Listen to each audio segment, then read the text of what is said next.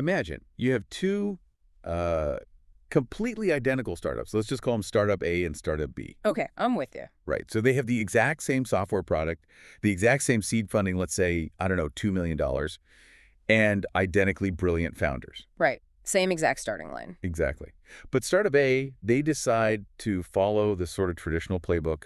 They sign a lease for this beautiful brick and timber office in San Francisco, right near South Park. Oh, yeah, the classic prestige move. Right, the classic move. But Startup B, they take a totally different route. They incorporate a holding company in a tiny office in Delaware, but their entire engineering team operates out of this converted warehouse space in Warsaw, Poland. Which is a wildly different cost structure. Completely. Yeah. And so 18 months later, Startup A is completely bankrupt. They're, desperately trying to sell off their ergonomic office chairs on the internet. We've all seen those liquidation sales. Right. But Startup B, meanwhile, has hit product market fit. They still have like 12 months of runway left in the bank, and they're closing a Series A at a $100 million valuation. Wow. Same product, same initial capital, just completely different outcomes. And today, we are going to unpack the hidden economic physics that makes that scenario not just possible, but actually incredibly common. It really is the reality of the modern business landscape. Because for decades, there was this deeply ingrained, almost religious belief in the venture world that geography was fundamentally tied to prestige. Like if you weren't there, you weren't real. Exactly. If you were not paying astronomical commercial rents on Sand Hill Road in Silicon Valley or in a tier 1 capital city like London, New York, Tokyo, your venture was treated as essentially invisible by institutional capital. But the math on that has totally changed, which is why we are officially doing a deep dive into the raw mechanics of how to choose the location of your startup. It's so critical for anyone building a company today to understand this. It really is. Yeah. Because for you, the listener, location is no longer just a status symbol for your pitch deck. It is a raw economic lever. And to guide us through this, we're unpacking a really dense, expanded masterclass script and strategic framework developed by StartupLanes. Right. And for some context on them, they are a global startup accelerator currently operating across, I think, 56 cities and 15 countries. Yeah, massive footprint. Yeah. And we're utilizing the location strategy philosophy of their founder, Dr. Shishir Gupta, synthesizing 10 legendary corporate case studies and breaking down this massive 100-point location audit checklist. And, the overarching theme of Dr. Gupta's framework is this: do not mistake the prestige of an address for the strength of a balance sheet. Ooh, that's a good way to put it. Right. High-cost locations guarantee one thing and one thing only, and that is a high burn rate. I always try to look at it through the lens of a battery pack. Like, think of your startup's initial funding as a battery. Okay, I like that analogy. A high-cost location is basically a background app running on your phone, Right. just constantly draining that battery faster and faster before you even get a chance to use the device. That is exactly what's happening mechanically. So our mission today is to show you the raw mechanics of regional economics, geographic arbitrage, and structural incentives so you can build the ultimate battery pack for your venture. But to really understand the new model, we have to forensically examine why the old model, that classic Silicon Valley concentration, is actually structurally dangerous for early-stage founders today. Yeah, let's get into that. Right. Why is it dangerous now when it used to be the gold standard? Well, the source material leans pretty heavily on a specific observation by Paul Graham, the legendary venture strategist from Y Combinator. Oh, right. He noted that the economic and geographic concentration of talent is absolutely real. Like, he doesn't deny that San Francisco is just packed with brilliant engineers. You literally trip over them at the coffee shop. Exactly, but he points out that the cost of that concentration can easily bankrupt an early-stage company long before it ever hits product market fit. Okay, let me challenge that directly, though, because I've spent time in those hubs. I've literally sat in Coupa Cafe in Palo Alto and watched term sheets get negotiated over lattes. The famous serendipity. Right. There is a very real FOMO factor fear of missing out. If I'm a founder and I isolate my team in a much cheaper city, don't I miss out on that? Don't I miss out on the accidental collision with an angel investor that leads to $1 million check? The anxiety of missing out is powerful. I totally get it. But we have to evaluate the actual return on investment of that serendipity. Okay, let's do the math on that. Right, let's look at it. If you were paying $20,000 a month in commercial rent, and an extra, say, $50,000 a month in inflated local salaries just to be in the proximity of those coffee shops, you're basically paying a massive cover charge. Ah, like getting into a VIP club. Exactly. And is paying that cover charge worth it if, by the time you actually bump into that investor, your runway is so depleted that your balance sheet looks terrifying? Right, you finally meet the investor, but you're too broke to buy the drink. Exactly. So the argument is that you're buying a lottery ticket, the chance encounter, but the ticket costs 80% of your operating budget. That's spot on. Now, to be fair, the framework doesn't dismiss the value of clusters entirely. Right, because there's obviously a reason these industries clump together. Yeah, the sources bring up Michael Porter, the Harvard economist who essentially pioneered cluster theory. He observed that industries naturally cluster geographically, think automotive in Detroit historically, or finance on Wall Street. Right. Because that density creates a really dynamic, challenging environment. You absorb industry intelligence naturally. You see the trends, you understand the competitive landscape just by existing in that ecosystem. Right, which seems to defend the idea of moving to the expensive hub. Like if I'm building AI right now, shouldn't I be in San Francisco where literally everyone is talking about AI? Historically, yes, absolutely. But here is the structural pivot for the modern founder. You no longer need to pay residential and commercial rent to extract the intelligence from that cluster. Oh, wait. How do you extract it without being there? A modern founding team can absorb that industry intelligence digitally, or they can maintain a highly selective temporary physical presence. Temporary physical presence, like what, commuting? Kind of. A founder can fly into San Francisco for 2 weeks a quarter, take 30 intense meetings, attend the key conferences, and then fly right back to their low-cost operational base. Oh, wow. Okay, I see. You extract the value of the cluster without absorbing the permanent, crushing financial burn of situating your entire payroll inside that zip code. That distinction is so crucial. You're completely separating the collection of intelligence from the actual housing of the operation. Precisely. So if we accept that locking a brand new company into a single, highly expensive prestige headquarters is a trap, what is the architectural alternative? How do the most successful modern companies physically structure themselves from day one? This is where we really get into the core of Dr. Gupta's methodology, the three-tier location model. Okay, break this down for me. This framework fundamentally separates your legal domicile, where your company exists in the eyes of the law and tax authorities, from your operational footprint, where the actual product development happens. Okay, walk me through the mechanics of that separation. What exactly is Tier 1? Tier 1 is defined as the jurisdictional headquarters. This is a location optimized purely for frictionless legal frameworks and venture capital preference. So we're talking about places like what? We are talking about jurisdictions like Delaware in the United States, Singapore, Gift City in India, or London. Okay, when the framework says venture capital preference, what does that actually mean mechanically? Like, why does a VC care if I'm incorporated in Delaware versus, say, Ohio? It all comes down to legal predictability and risk mitigation. In Delaware, for instance, there is a highly specialized court called the Court of Chancery. Right, I've heard of that. Yeah, and this court does not use juries. It uses highly specialized judges who literally only hear corporate law cases. Oh, wow. I didn't know they didn't use juries. Yep. So if two founders have an equity dispute or an investor feels their preferred shares are being diluted illegally, the Court of Chancery handles it with decades of established precedent. They move fast and they deeply understand complex startup financial instruments. So it's essentially a surge protector for the investors.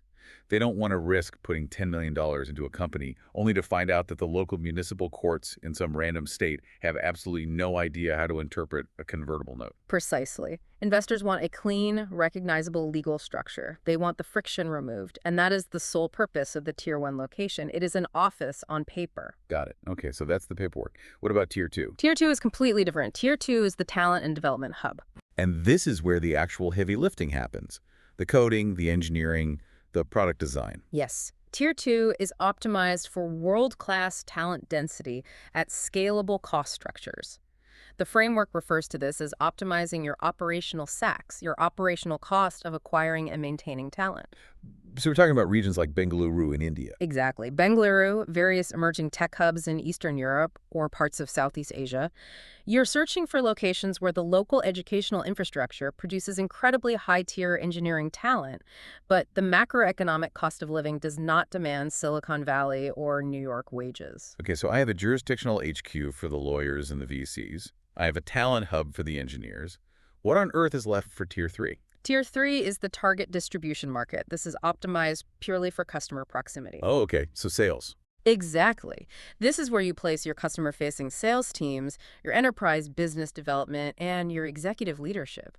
If you are selling massive enterprise software to Fortune 500 banks, your Tier 3 presence needs to be in New York or London, directly adjacent to the procurement officers of those banks. It makes me think of a high-end restaurant operation. How so? Well, your front of house, the maitre d', the wait staff, the sales experience needs to be located on Fifth Avenue, where the wealthy clientele are literally walking by. That's Tier 3. Right. But your kitchen, your massive prep team, your inventory storage, that's Tier 2, can be situated in a massive, highly affordable industrial space a few miles away. And your accounting and legal office Tier 1 is just wherever the corporate tax structure is most favorable. The core rule is you don't chop onions in the dining room because dining room floor space is way too expensive. Exactly. You don't chop onions in the dining room. That analogy perfectly captures the spatial economics at play here. And to see the mechanics of this in the real world, the source material breaks down several legendary case studies. Let's examine Flipkart, the massive Indian e-commerce giant. Oh, yeah. They were founded around 2007, right? I think they eventually sold to Walmart for something insane, like $16 billion. That's the one. Flipkart executed this dual structure arbitrage flawlessly. Their operations, their engineering, their massive logistics networks, the entire heavy lifting engine of the company was based in Bengaluru, India. Okay, so in their case, India served as both their Tier 2 talent hub and their Tier 3 target market. Yeah. Because they were selling to Indian consumers. Right, exactly. But they incorporated their holding entity, their Tier 1 jurisdictional HQ in Singapore. Wait, what is the mechanical advantage of Singapore for a company that's operating entirely within India? Frictionless global capital flow. Ah. See, Singapore provides an internationally trusted legal framework, incredibly clear intellectual property protections, and very attractive tax treaties with massive global pools of capital. So it's about making the investors comfortable. Exactly. When massive American or Japanese venture funds wanted to inject hundreds of millions of dollars into Flipkart, they felt incredibly secure wiring that money into a Singaporean holding company. So that dual structure protected their aggressive local operational agility in India, while simultaneously reassuring highly risk-averse international investors. You nailed it. Are there examples of this outside of just e-commerce, say in deep enterprise software? Atlassian is a perfect example of this. Oh, the Jira guys. Yes, they build massive enterprise collaboration software like Jira and Trello. They were founded in Sydney, Australia. And they recognized early on that Sydney possessed an incredible density of Tier 2 engineering talent and a very sticky, loyal local tech community. But as they scaled, they knew they needed to access U.S. public equity markets, right? Right, and streamline their global software taxation. So they didn't just move everything to California. No, they didn't. They retained their massive research and development hub in Sydney. They kept the kitchen exactly where it was. But they executed a really complex legal restructuring, establishing corporate frameworks through the United Kingdom and ultimately Delaware right prior to their massive NASDAQ public listing. This entire model seems to hinge on a concept the sources call purchasing power arbitrage. Yes, absolutely critical concept. There's this quote in the material from Jeff Bezos that says, "Your margin is my opportunity." How does that actually relate to a founder choosing where to put their engineers? In the context of location strategy, your cost arbitrage is your runway extension. It basically works like this. If you operate a Tier 2 hub in a lower cost region, say Warsaw or Bucharest, you can offer a local software engineer a compensation package that puts them in the top 10% of their regional income bracket. So they are objectively wealthy within their local economy. Exactly. They have incredible purchasing power locally. They can afford a large home. They have a fantastic quality of life. But simultaneously, your startup is still saving 50 to 70% in gross labor costs compared to what you would pay for an engineer of the exact same caliber living in San Francisco, who would frankly be struggling to pay rent on a one-bedroom apartment with that higher salary. Wow. So the employee feels incredibly valued and financially secure, and the company literally doubles or triples its runway just by placing the desk in a different zip code. It's a win-win. But that entire strategy falls apart if the kitchen is empty. I mean, you can't just pick a cheap city on a map if the actual talent isn't there. Right, you can't just throw a dart at a map. So how does a founder actually evaluate a Tier 2 talent and development hub? This is where we dive into the specific domains of the 100-point location audit checklist provided in the sources. We're looking at demographics, educational pipelines, and broader quality of life metrics. Because finding a Tier 2 hub isn't just about locating a university that pumps out computer science majors. Exactly. It's about the holistic viability of the human beings you are hiring. Which brings us to a fascinating metric in the checklist called the spousal ecosystem. Okay, that phrase really stood out to me in the notes. The spousal ecosystem. Mechanically, what are we measuring there? We are measuring the reality of mid-career talent. If you are scaling a company, you cannot rely entirely on 22-year-old single graduates. Right, you need some adults in the room. You need senior engineers, experienced product managers, seasoned executives. And these individuals are rarely single. They have partners, they have spouses, they have dual-income households. So if I try to recruit a brilliant chief technology officer to move to a highly isolated, super cheap tech park in a single industry town, and their partner is, say, a senior marketing executive, they will decline the offer. Yeah. Instantly. Wow. If their spouse cannot find meaningful, upwardly mobile employment in that same location, the family unit's economic viability collapses. It makes total sense, but I never would have thought to audit a city based on the spouse's job prospects. The source material highlights a brilliant real-world manifestation of the clustering of major military and defense contractors in Northern Virginia, just outside Washington, D.C. Oh.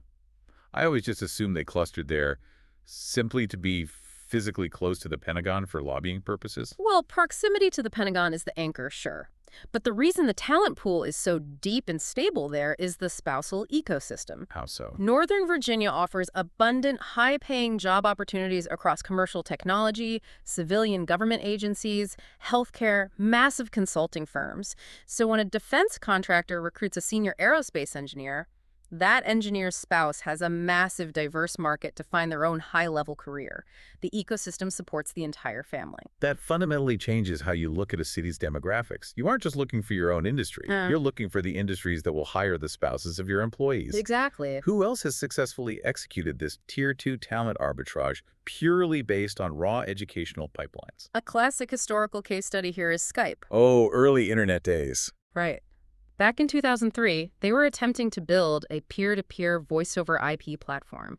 It required incredibly complex, heavy mathematical engineering to make voice data route seamlessly over the early broadband internet. That was not easy back then. Not at all. So instead of trying to hire wildly expensive telecommunications engineers in London or Silicon Valley, they anchored their technical development in Tallinn, Estonia. Wait, why Estonia in 2003? That seems incredibly risky. It looks risky on the surface, but the underlying mechanics were brilliant. Following the collapse of the Soviet Union, Estonia made a massive national-level commitment to digital infrastructure, what they called e-governance. Okay. Their educational system heavily prioritized advanced mathematics, cybernetics, and computer science. So Skype tapped into a localized pool of top-tier, highly affordable mathematical talent that the rest of the world was basically ignoring entirely. So they bought high-quality engineering at a massive discount because the global market just hadn't priced Estonia correctly yet. Precisely.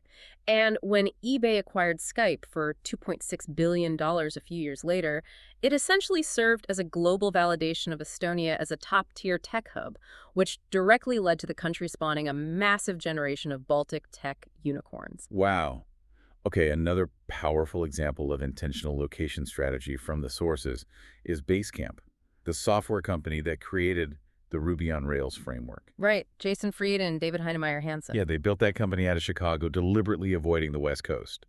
But Chicago isn't exactly a cheap hidden market like Estonia was. So why was that a strategic arbitrage? Chicago is a major expensive market, yes, but it is not a hyper-capitalized, venture capital-driven tech monoculture. Ah, I see the distinction. By locating their operations in Chicago, the Basecamp founders intentionally insulated their company from the aggressive, talent-poaching culture of Silicon Valley. The constant wage inflation. Exactly. In a hyperdense hub like SF, your best engineers are constantly receiving LinkedIn messages offering them 20% more base salary and better equity just to walk across the street to a competitor. It's just a constant bidding war. It creates massive operational instability. Basecamp chose a location where they could pay very strong, fair local wages, but maintain team stability and loyalty. They didn't have to spend a massive portion of their revenue constantly recruiting replacements for poached staff, which allowed them to focus on sustainable unit economics and extreme profitability. So they basically sacrificed the potential serendipity of the Bay Area to buy operational peace of mind and lower employee churn. Exactly. What about UiPath? The sources mention them as well. UiPath is a fascinating evolution of the model. They are a robotics process automation giant, and they were literally founded in an apartment in Bucharest, Romania. Another Eastern European hub. Yeah. Romania offered an incredible density of world-class software developers with intense mathematical backgrounds, available at highly competitive labor costs compared to Western Europe. So they built the core heavy-lifting product entirely in Bucharest. But they didn't stay there exclusively, right? No, they utilized the Tier 3 strategy beautifully. Once they achieved undeniable product-market fit and needed to scale their revenue aggressively, they moved their commercial headquarters, their front of house, to New York City. Right to where the buyers are. Exactly. They needed to target massive U.S. enterprise buyers and access Wall Street capital for their eventual public offering. They built the engine in Romania, but they parked the showroom in Manhattan, eventually IPOing for $35 billion. $35 billion. Yeah. That is wild. So we've established how to find the talent and why the local demographics matter. But the checklist also highlights the physical realities of living in these hubs.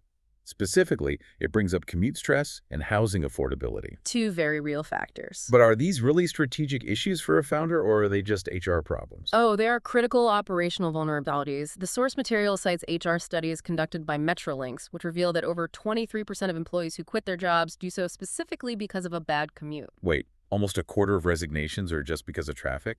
Yes. Commute stress is a massive physiological drain.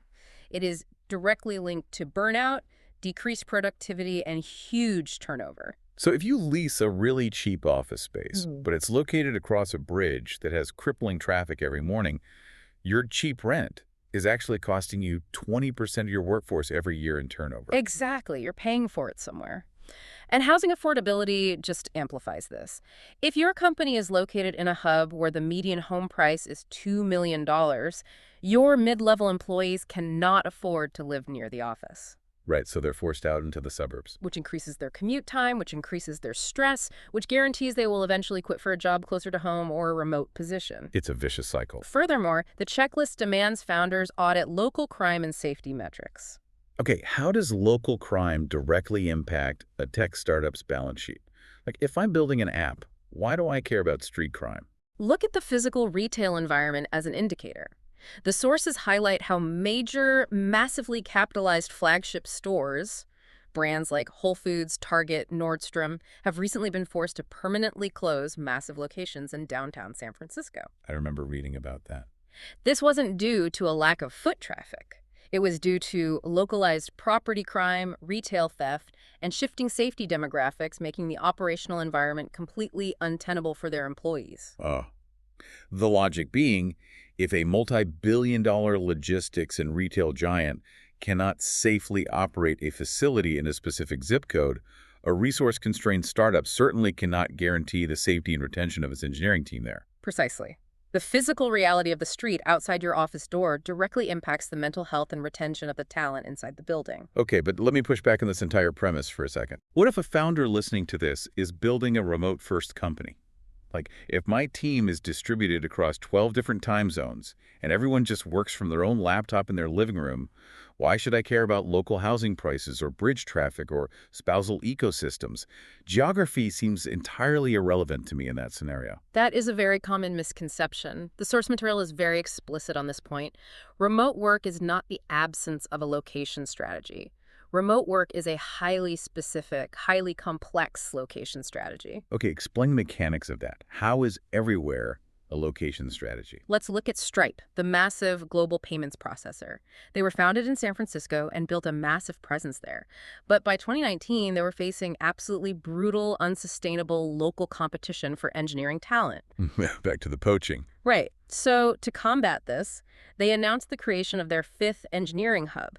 But it was not a physical building in a new city. It was a formal, fully remote engineering workforce. So they formalized the remote structure as an equal operational tier, like it was its own city. Yes.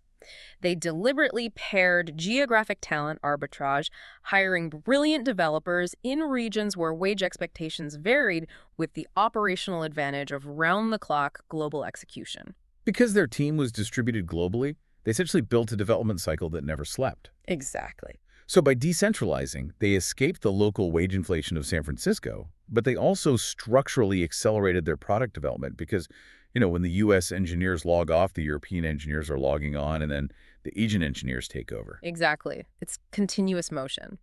And the ultimate proof that remote distribution is a hardcore location strategy is a company like Deal. Deal.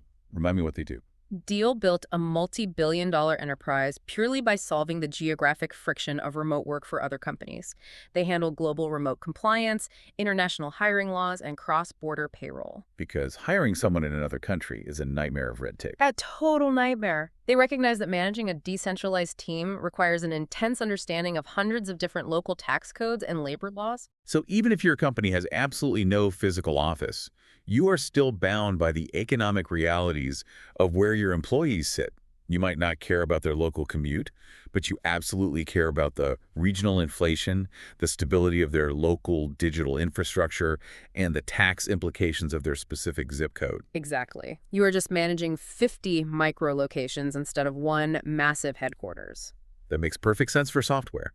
If you're building a SaaS product, your inventory just lives in the cloud.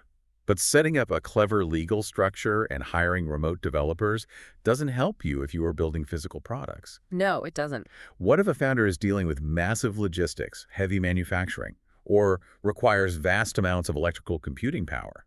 You can't code a t-shirt, and you can't manufacture a microchip over Zoom. And that reality brings us to the physical environmental domains of the audit checklist. If you are dealing with physical atoms rather than digital bits, you have to look at the literal ground beneath your feet. So what are we looking at here? We are analyzing transit proximity, airport connectivity, natural disaster threat levels, water supply, and supply chain clustering.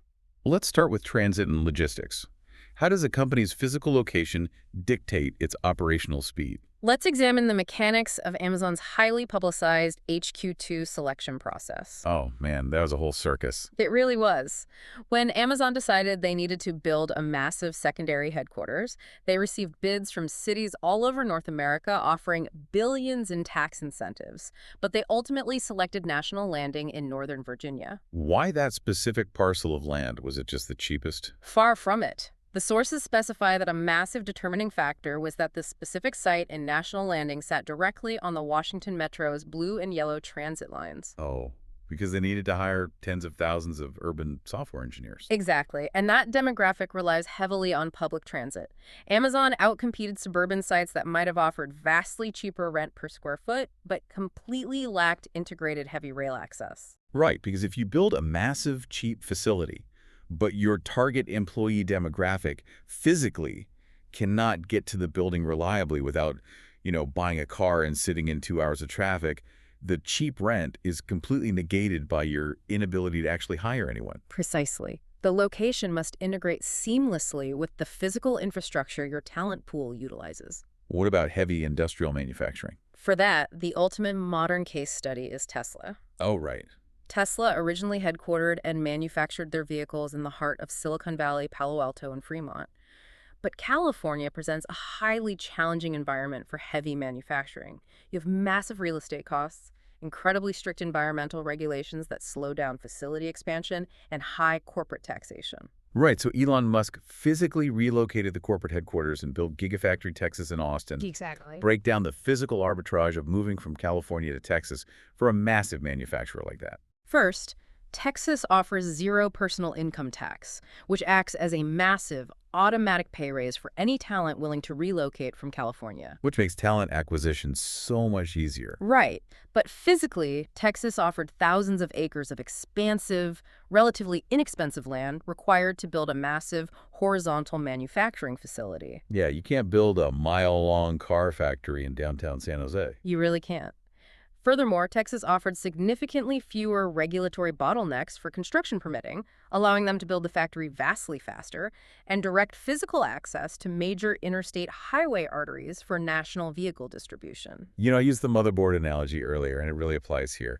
Choosing a physical location for a hardware or manufacturing company is exactly like choosing a motherboard for a high-end computer. I like that. The physical board literally dictates how fast the memory components can talk to the processor, how much electrical power the system can safely draw, and whether the entire machine is going to overheat and shut down under stress. That overheating analogy is literally true for massive tech companies today. Really? Yes. The physical environment and local climate directly impact the bottom line operational costs. The source material details the urban heat island effect. Oh, where cities are hotter than the countryside. Right. When you build in dense concrete cities, the ambient temperature is significantly hotter. If your business model relies on running massive data centers, thousands of servers running 20-47 years, cooling those machines is one of your single largest operational expenses. So how do you hack the geography to fix the overheating? You utilize the climate as a competitive economic advantage.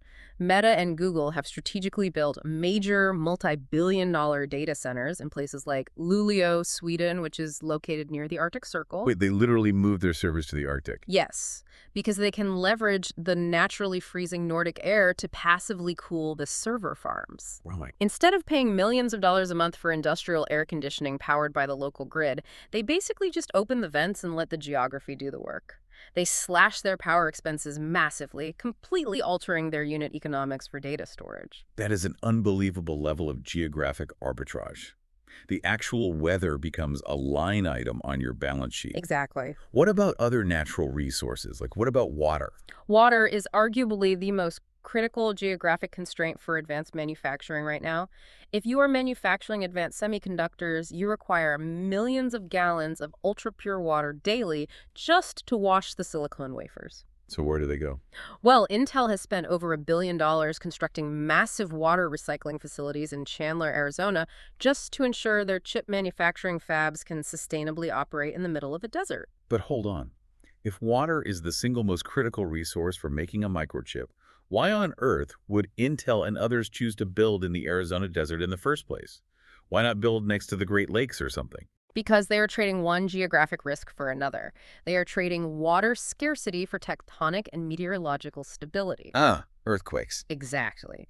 TSMC, the Taiwanese semiconductor giant, is currently building massive fabrication plants in Phoenix.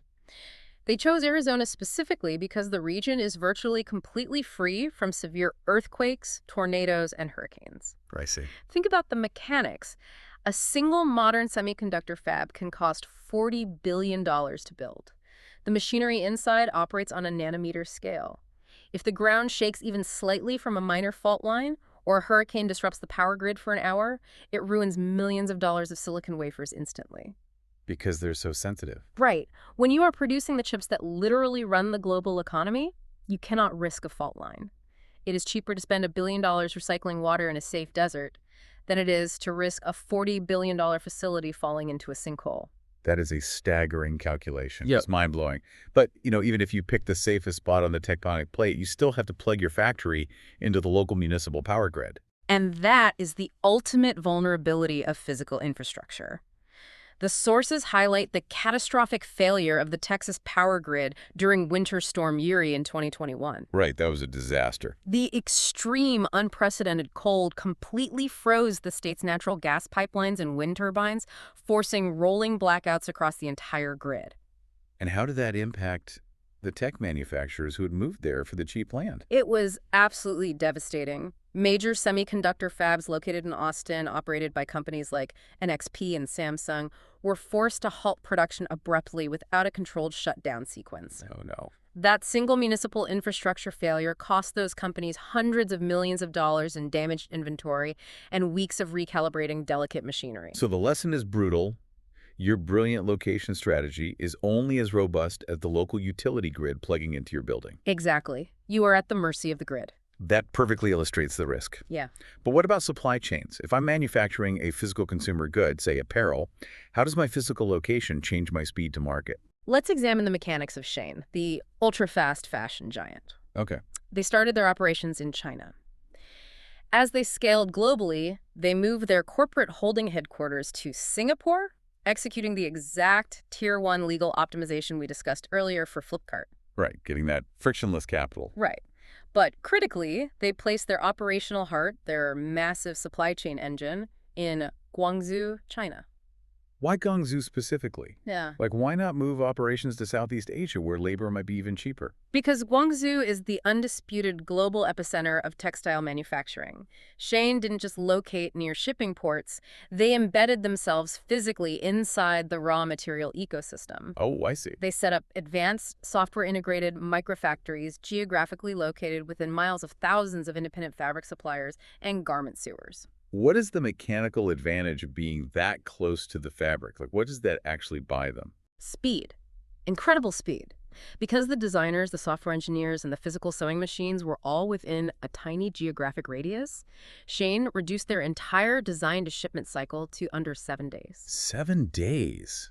That's insane. An algorithm detects a trending style on TikTok, the design is drafted, the fabric is sourced locally that afternoon, the garment is sewn the next day, and it is on a cargo plane by the weekend. Wow. That geographic clustering allowed them to completely outpace legacy European retailers like Zara and H&M, capturing massive global market share. So physical proximity to resources, whether that's a subway line in Virginia, freezing air in Sweden, or a textile mill in Guangzhou, is just a massive economic multiplier. It's everything. But what if the friction isn't physical? What if the friction is invisible? I want to talk about how a company interacts with the local culture of its location. That leads us directly into the domains of the framework focused on ecosystems, cultural dynamics, and market saturation. Here, we are measuring the economic impact of language, regional accents, cultural values, and the density of local networking on a startup's viability. Let's break down language and accents first. How does the local dialect of a region translate to the bottom line of a global company? It translates directly to the cost of customer acquisition and the rate of customer retention.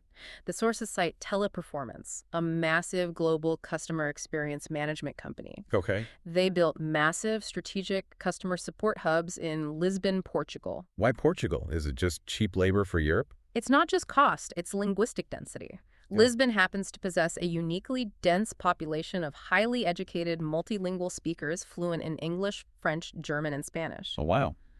By locating in Lisbon, one single physical facility can natively service the customer support needs of the entire European continent without the friction of poor translation. That's incredibly efficient. And how does that strategy play out for the North American market? Well, for telesales and customer support targeting the United States, the historical playbook has heavily favored the Philippines. Cities like Manila and Cebu experienced a massive boom in call centers. Right, I've heard that. Why is that? The mechanical reason is that the educated workforce there possesses highly neutral American English accents and a very high degree of cultural familiarity with the United States due to historical ties. So a customer in Ohio calls support, and because the accent is familiar and the cultural references translate, the customer is just less frustrated. Exactly. It drastically reduces customer friction on the phone, which shortens average call handling times, which saves the company money, and it increases customer satisfaction, which directly impacts long-term retention. The culture of the location literally becomes a tool for customer service. Exactly. That makes perfect sense for back-office support. But what about launching a brand new, untested product? How does the local culture affect finding initial product-market fit? The Spotify case study detailed in the sources is a brilliant masterclass in this. Oh, I use Spotify every day. Right, most of us do.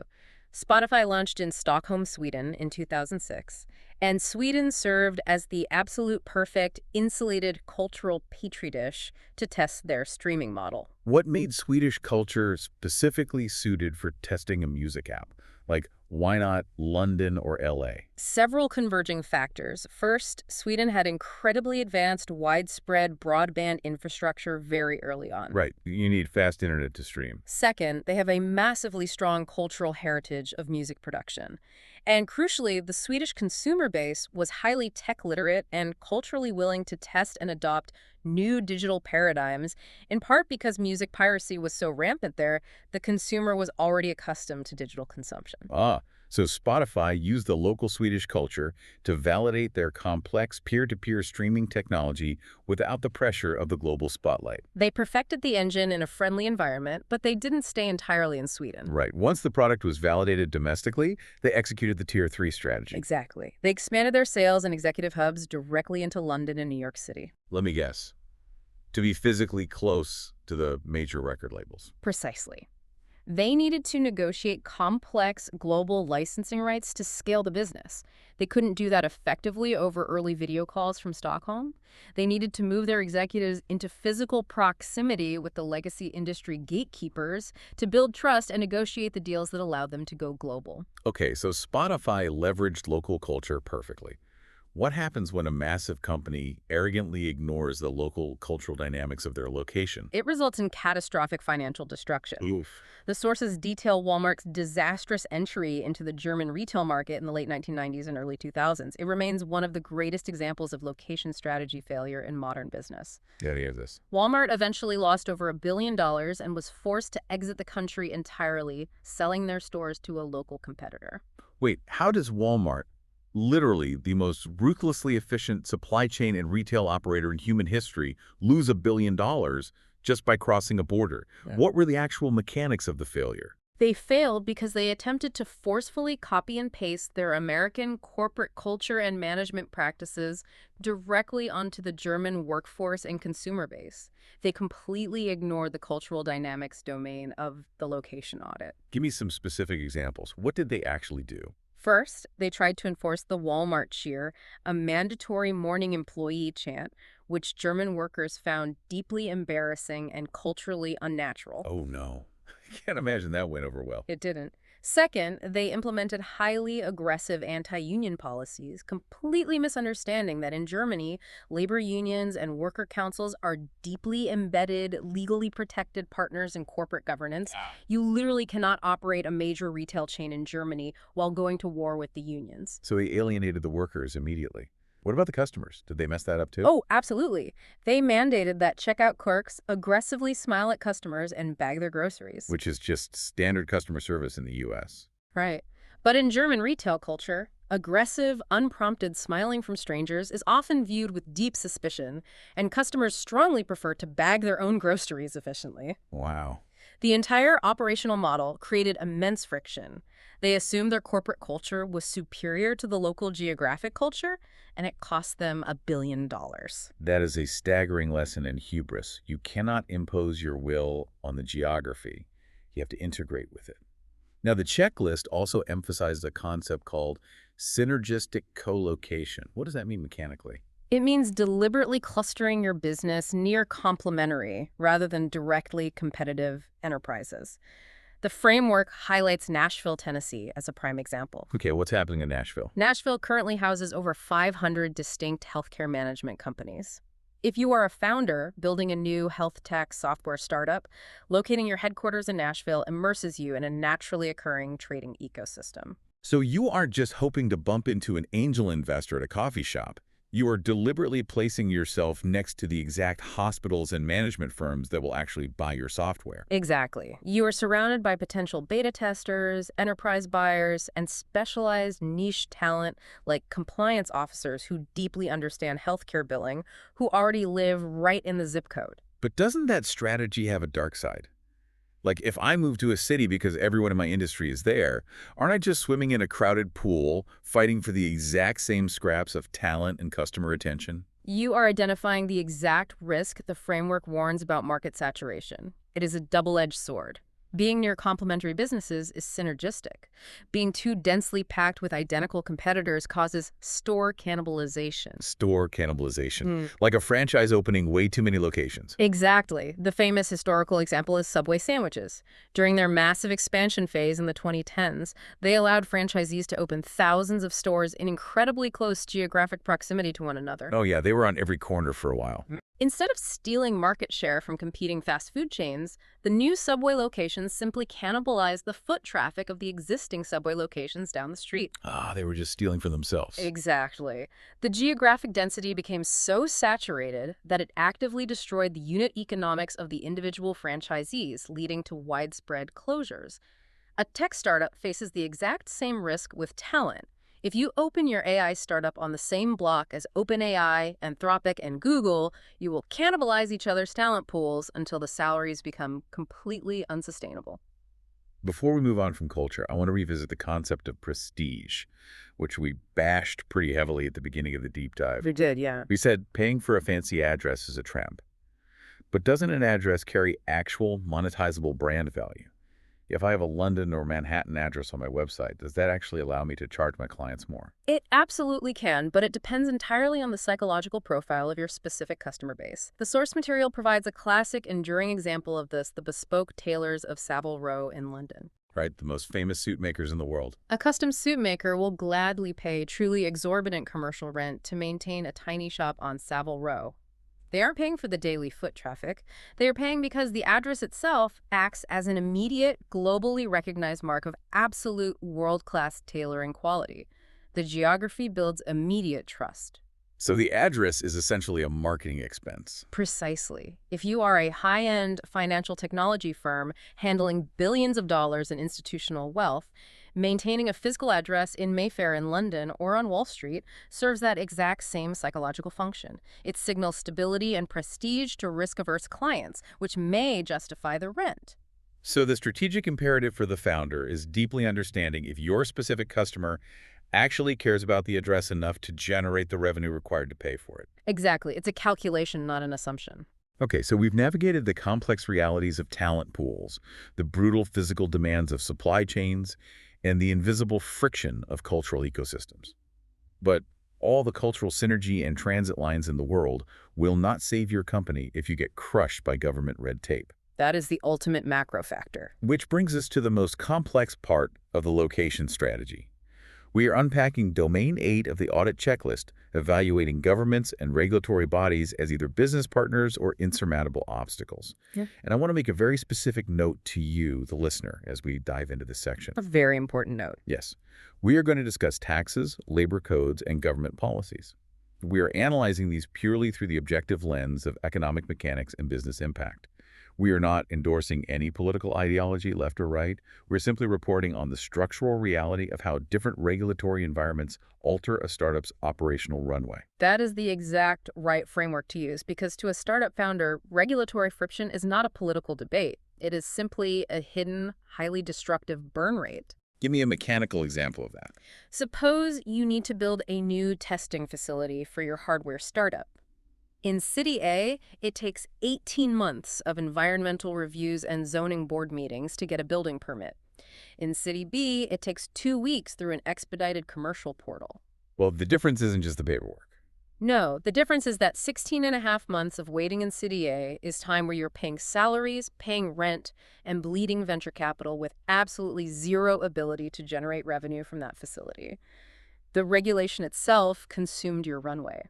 It reminds me of the Warren Buffett quote cited in the source material. Risk comes from not knowing what you're doing.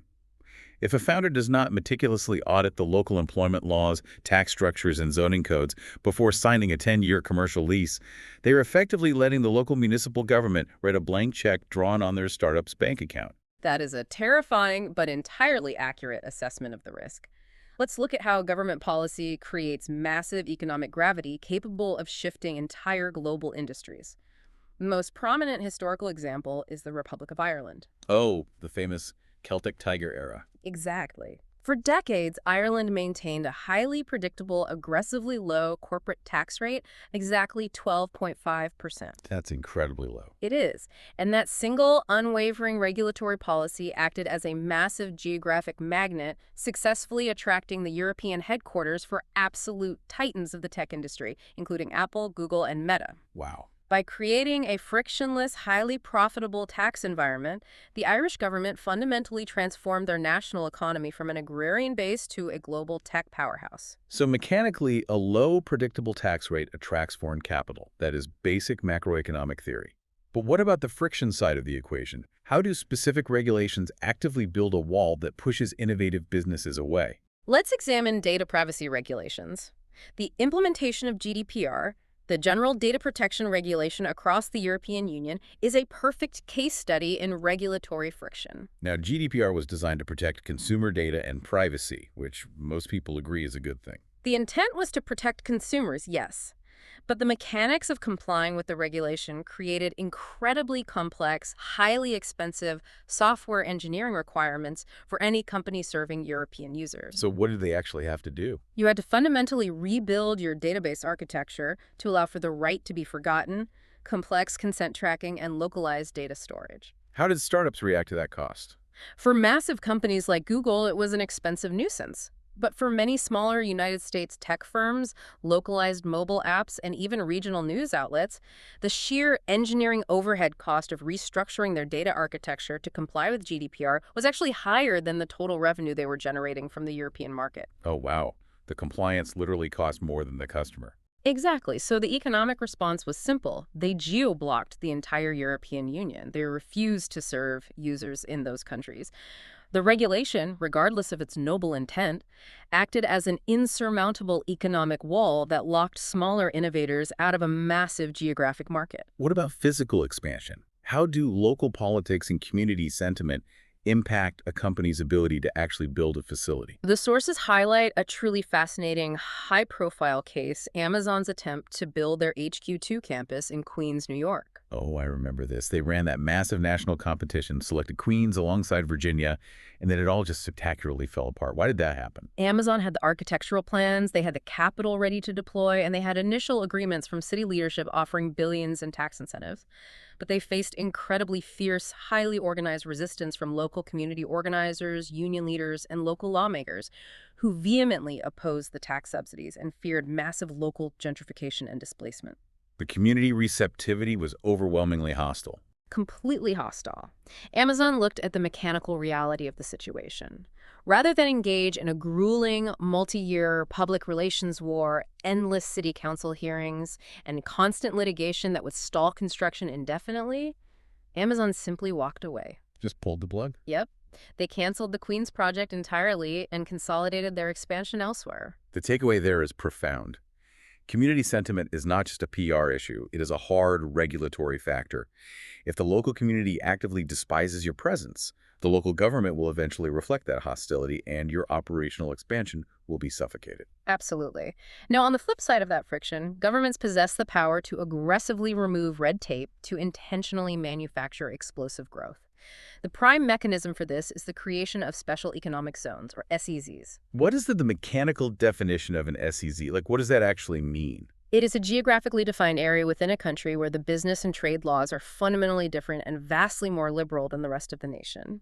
The most dramatic historical example is Shenzhen in China. The massive hardware manufacturing hub. Yes. In 1980, Shenzhen was essentially a modest fishing village located just across the border from Hong Kong.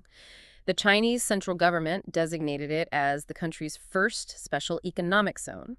They granted massive tax exemptions, allowed foreign direct investment with very little friction, and relaxed strict labor and export regulations exclusively within that geographic boundary. They basically created a regulatory sandbox. And the result was unprecedented in human history.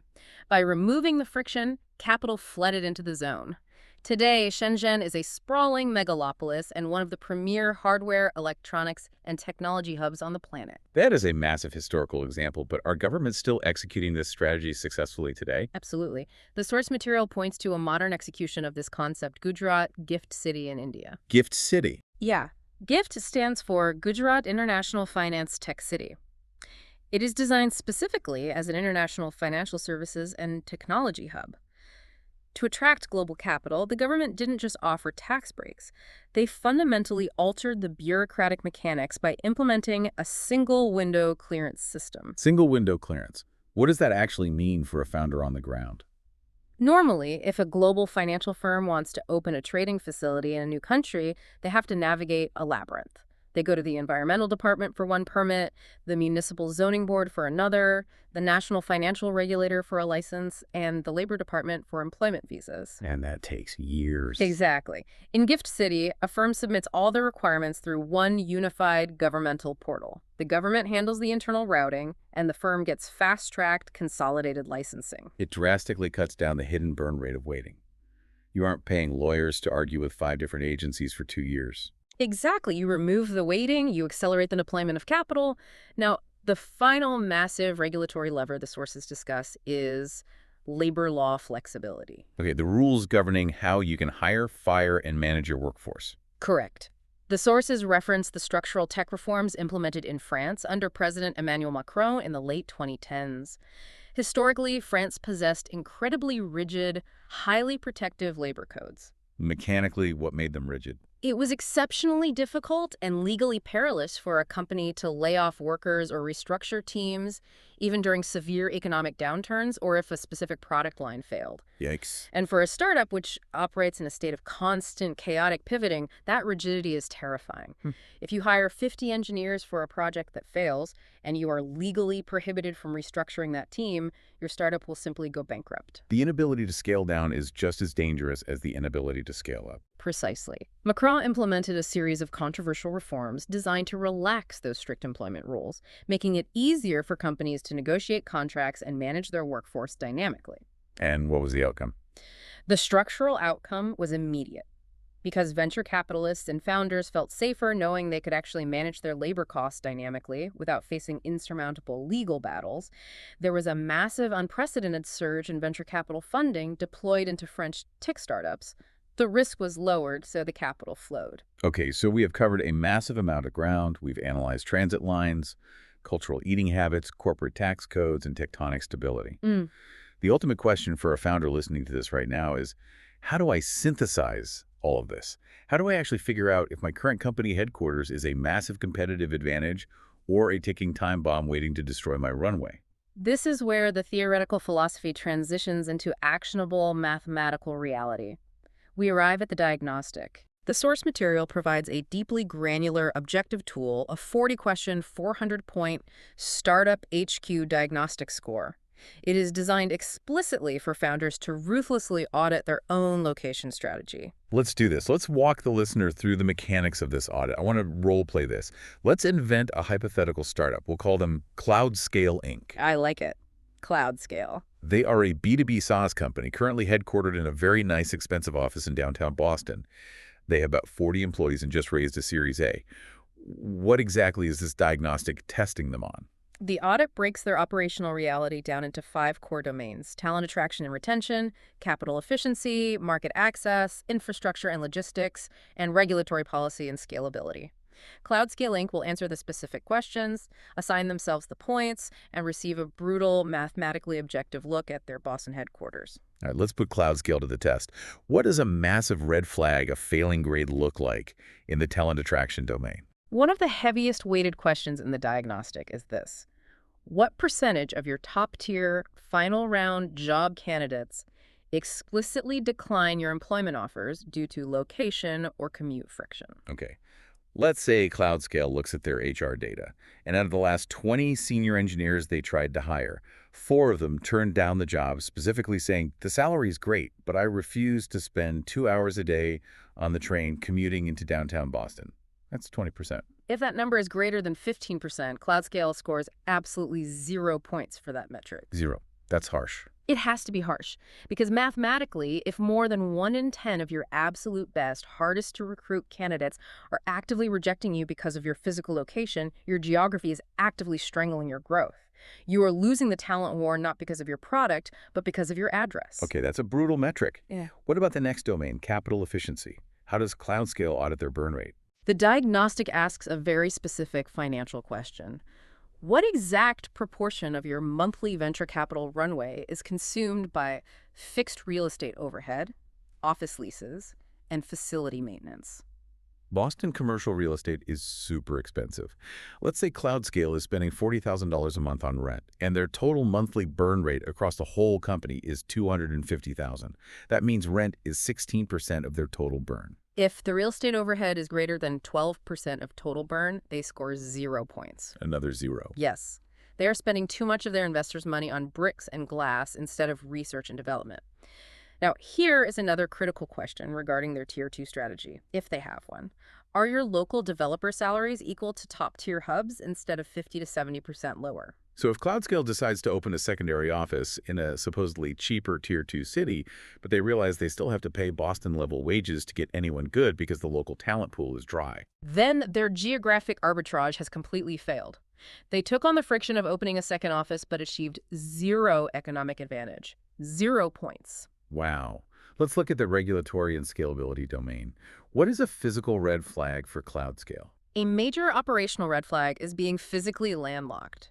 The diagnostic asks, can your physical footprint expand seamlessly in your current building if your headcount doubles in the next 12 months? Let's say CloudScale's on the 4th floor. The 3rd floor and 5th floor are locked into 10-year leases by a massive law firm.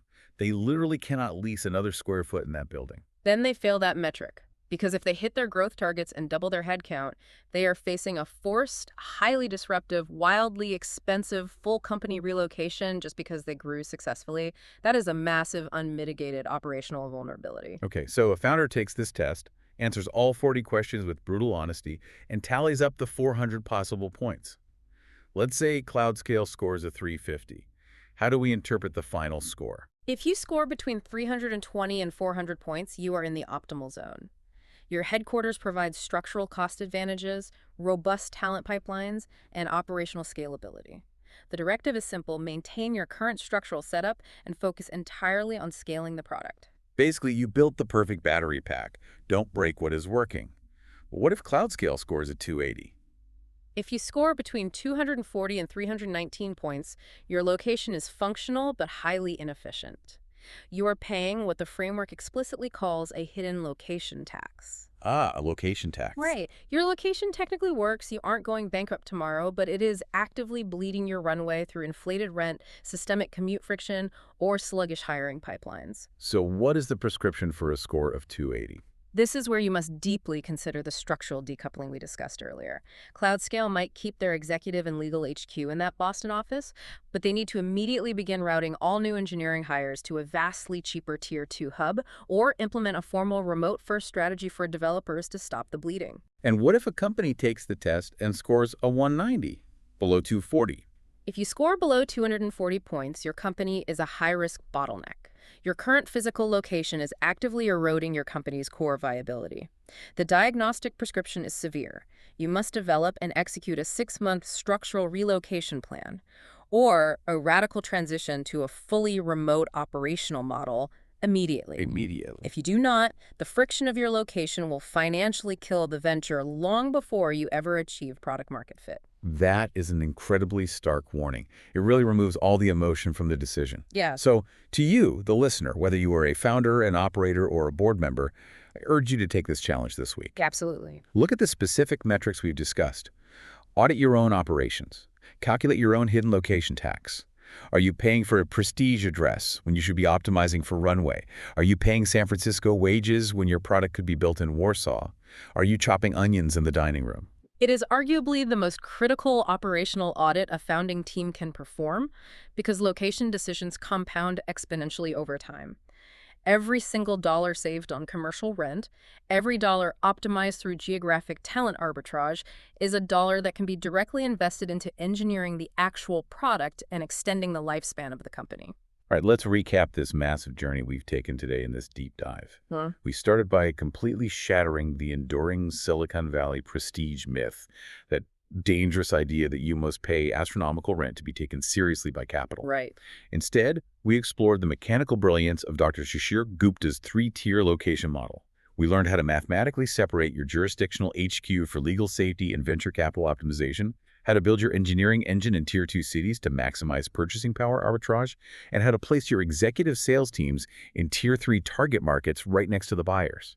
And we navigated the extreme, often hidden nuances of talent pools, remembering the critical nature of the spousal ecosystem for senior hires, and calculating the deadly operational impact of commute stress and local housing affordability. Oh yeah, we examined the brutal physical realities of infrastructure, where direct access to a specific subway line in Virginia or leveraging the freezing Nordic air in Sweden can fundamentally alter your unit economics. We explored the invisible gravity of cultural ecosystems, learning how to leverage synergistic co-location in places like Nashville while avoiding the store cannibalization that literally destroyed Subway. And we marched straight through the regulatory and legal minefield, treating government friction, zoning laws, and tax codes not as political issues, but as a literal hidden burn rate on your balance sheet. We have to remember the quote from Peter Drucker cited in the sources.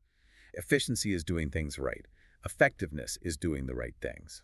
Setting up dual entity legal and operational structures, auditing your location meticulously to extend your runway, that is fundamentally doing the right thing. Exactly.